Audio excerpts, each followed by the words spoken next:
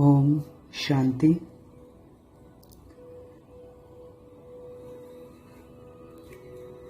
आज से हम अव्यक्त संदेश बुक, जिसमें बाबा ने दादी हृदय मौनी जी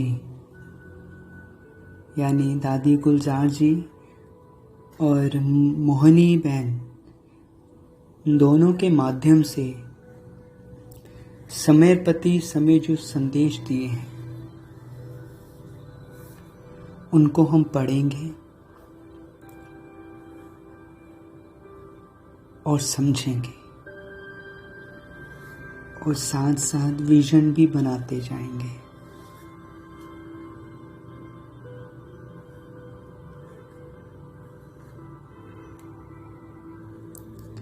तो ये है आज पहला संदेश 18 जनवरी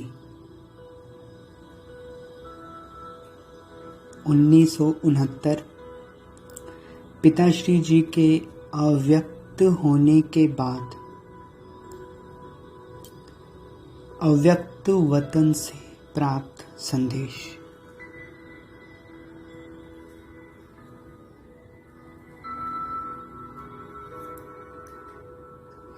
टाइटल है तन और मन की हलचल को समाप्त कर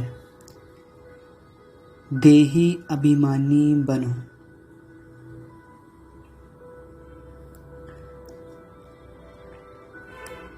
तो दादी कहते, आज जब हम वतन में गई तो शिव बाबा बोले, साकार ब्रह्मा की आत्मा में आदि से अंत तक 84 जन्मों के चक्र लगाने के संस्कार है।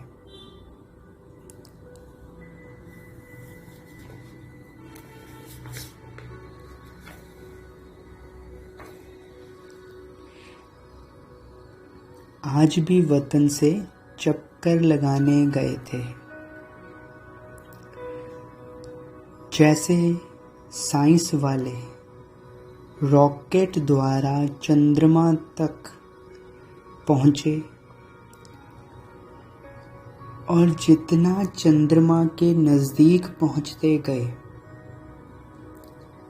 उतना इस धरती की आकर्षण से दूर होते गए। पृथ्वी की आकर्षण खत्म हो गई।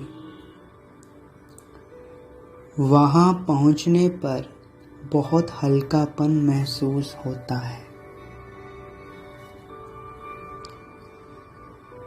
जैसे तुम बच्चे जब सूक्ष्म वतन में आते हो तो स्थूल आकर्षण खत्म हो जाती है, तो वहां भी धरती की आकर्षण ही नहीं रहती। यह है ध्यान द्वारा और वह है साइंस द्वारा।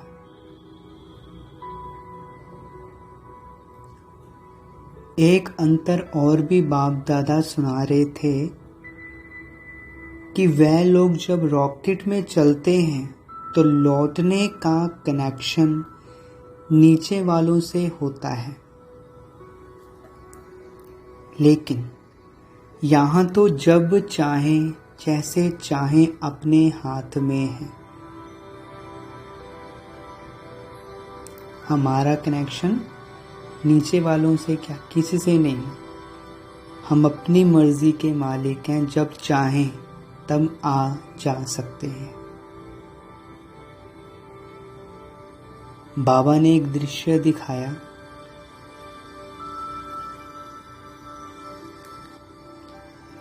एक लाइट की बहुत ऊंची पहाड़ी थी।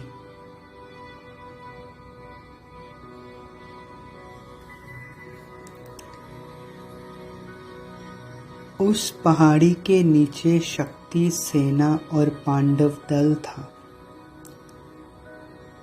ऊपर में बाप दादा खड़े थे।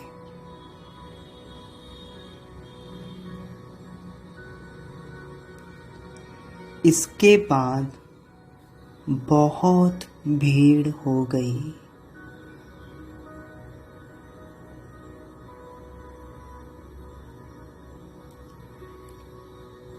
विजन बनाते जाएं।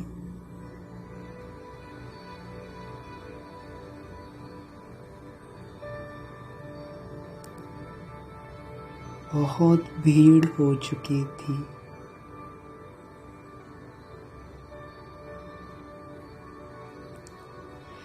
हम सभी वहां खड़े ऐसे लग रहे थे जैसे साकार ही नहीं, लेकिन मंदिर के साक्षात्कार मूर्त खड़े हैं।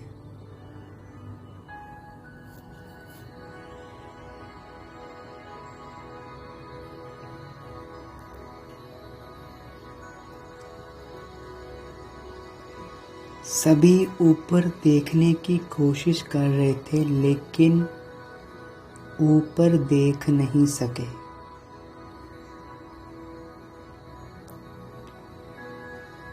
जैसे सभी बहुत तरस रहे थे।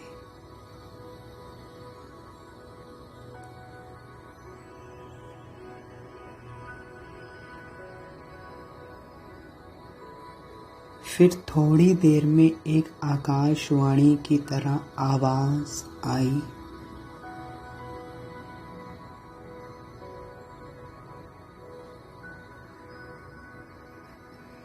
कि शक्तियों और पांडवों द्वारा ही कल्याण होना है।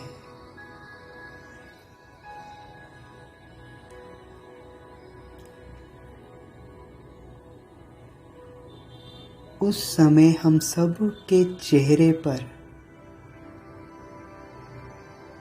बहुत ही रहम दिल का भाव आ चुका था।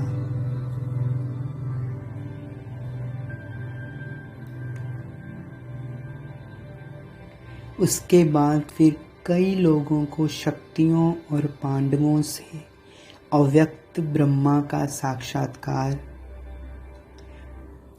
शिव बाबा का साक्षात्कार होने लगा।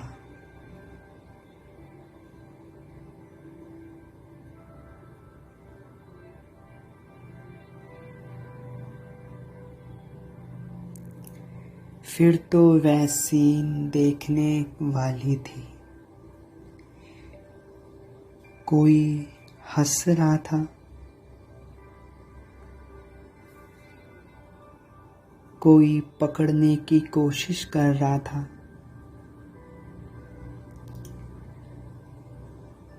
कोई प्रेम में आंसू बहा रहा था, लेकिन सारी शक्तियां आग के गोले समान तेजस्वी रूप में स्थित थी। इस पर बाबा ने सुनाया कि अंत समय में तुम्हारा ये व्यक्त शरीर भी बिल्कुल स्थिर हो जाएगा।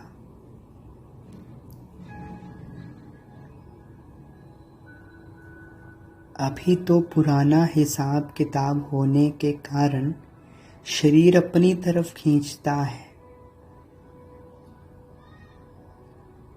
लेकिन अंत में बिल्कुल स्थिर शांत हो जाएगा।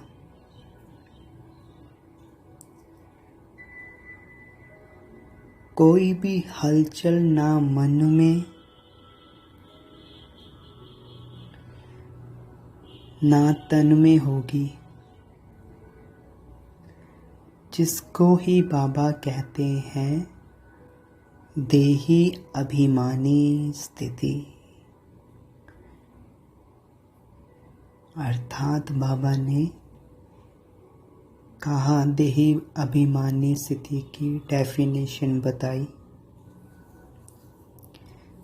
कि अभी तो पुराना हिसाब किताब होने के कारण शरीर अपनी ओर खींचता है, लेकिन ये अभ्यास करते करते कि मैं इस शरीर के अंदर आत्मा हूँ, शरीर को यूज कर रही हूँ। ये जितना अभ्यास बढ़ता जाएगा, अंत में ये बिल्कुल स्थिर और शांत हो जाएगा शरीर। फिर कोई भी हलचल ना मन में ना तन में होगी।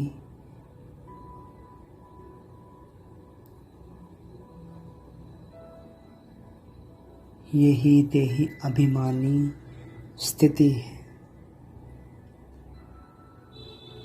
दृश्य समाप्त होने के बाद बाबा ने कहा, सभी बच्चों को कहना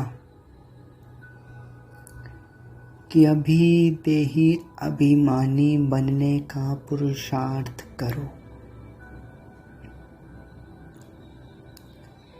जितना सर्विस पर ध्यान है, उतना ही इस मुख्य बात पर भी ध्यान रहे कि देही अभिमानी बनना है। मुख्य पुरुषार्थ, इस देह में विराजमान मैं देही हूँ। चमकता हुआ ज्योति बिंदु आत्मा।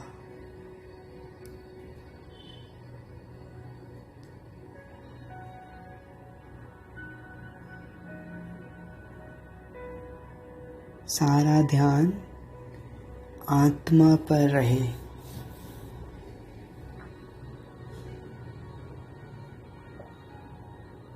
बार बार अभ्यास करेंगे तो अंत में शरीर या शरीर में आए हुए जो भी कष्ट होंगे वो खींचेंगे नहीं। ओम शांति।